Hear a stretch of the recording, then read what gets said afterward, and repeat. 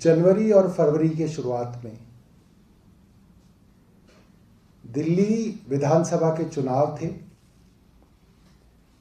और भाजपा ने सारे विकास के मुद्दे छोड़कर सिर्फ एक मुद्दे पे अपना पूरा का पूरा चुनाव केंद्रित किया था और वो मुद्दा था शाहीन बाग।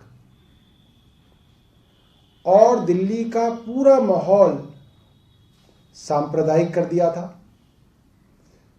दोनों संप्रदायों में, हिंदू संप्रदाय में और मुस्लिम समाज में, एक दूसरे के प्रति नफरत भरी जा रही थी और सिर्फ अपने चुनाव के लिए भाजपा दिल्ली का माहौल इस तरह से गंदा कर रही थी, इस तरह से जहर फैला रही थी कि सभी राजनीतिक और सामाजिक जानकार ये कह रहे थे दिल्ली में कभी भी दो समाजों के बीच में सांप्रदायिक दंगे हो सकते हैं। इनोसेंट लोगों की इसमें जान जा सकती है। और जब शाहीन बाग के अंदर प्रदर्शन चल रहे थे तो हम ये बात कह रहे थे कि ये जरूर हो सकता है कि शाहीन बाग कुछ प्रो डेमोक्रेटिक प्रजातांत्रिक लोगों ने शुरू जरूर किया हो, मगर अब इसको भाजपा अपने चुनाव के लिए कंट्रोल कर रही है और भाजपा के लोग इसको अब कंट्रोल कर रहे हैं। और उस वक्त शाहीन बाग का माहौल ऐसा था कि कोई भी छोटी सी हरकत उस शाहीन बाग के माहौल को पूरी दिल्ली के अंदर दंगों में तब्दील कर सकती थी। और ऐसी कोशिश भी हुई। दिल्ली चुनाव से चंद दिन पहले कपिल बसोया उर्फ कपिल गुर्जर नाम का एक व्यक्ति शाहीन बाग पहुंचा, पिस्तौल के साथ पहुंचा, बीजेपी द्वारा लगाए जाने वाले नारे लगाए गए और उसने वहां पर पिस्तौल से फायरिंग की। पुलिस मूक दर्शक बन के बैठी रही और हमने तब भी कहा था भाजपा सिर्फ एक चीज की कोशिश कर रही है कि दिल्ली में किसी तरीके से दंगे हो जाएं। बाद में हमने देखा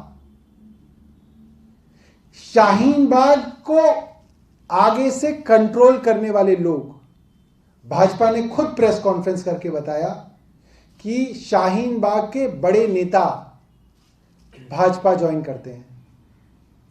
और कल जो एक खबर आई है कि कपिल गुर्जर, जिसने पिस्तौल दिखाकर वहां पर सांप्रदायिक दंगे फैलाने की कोशिश की थी, उन्होंने भी भाजपा ज्वाइन कर ली है। दोस्तों, ये बात साफ हो जाती है शाहीन बाग के दोनों तरफ के किरदार भाजपा में हैं। शाहीन बाग कराने वाले भी भाजपा में आ जाते हैं और शाहीन बाग करने वाले लोगों पे गोली चलाने वाले लोग भी भाजपा में आ जाते हैं। तो इस स्क्रिप्ट के, जिस स्क्रिप्ट का नाम शाहीन बाग है, उसके दोनों ही तरफ के किरदार जो हैं भाजपा के अंदर ज्वाइन हो जाते हैं। और ये बात साफ हो जाती है सिर्फ और सिर्फ चुनाव के अंदर फायदा लेने के लिए भाजपा ने दिल्ली के अंदर माहौल खराब किया और फिर दिल्ली के अंदर दंगे हुए। एक बात और बहुत जरूरी है इस समय पे, चुनाव से मात्र 3 दिन पहले जब इलेक्शन कोड ऑफ कंडक्ट लगा हुआ था, उस समय ये कपिल गुर्जर जब पकड़े गए तो दिल्ली पुलिस के डीसीपी ने यह कहा कि ये कपिल गुर्जर आम आदमी पार्टी से हैं।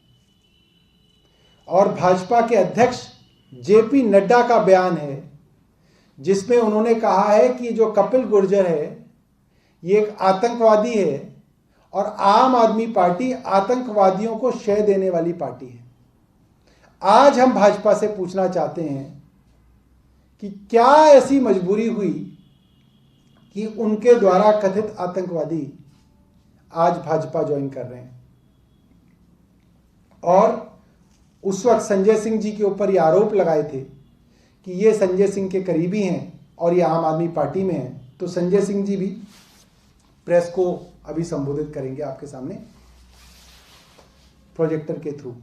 फिलहाल दिल्ली में नहीं है, उत्तर प्रदेश से वो संबोधित कर रहे हैं। सभी पत्रकार बंधुओं को नमस्कार। भारतीय जनता पार्टी का असली चेहरा आज बेनकाब हुआ है। एक बार फिर शाहीन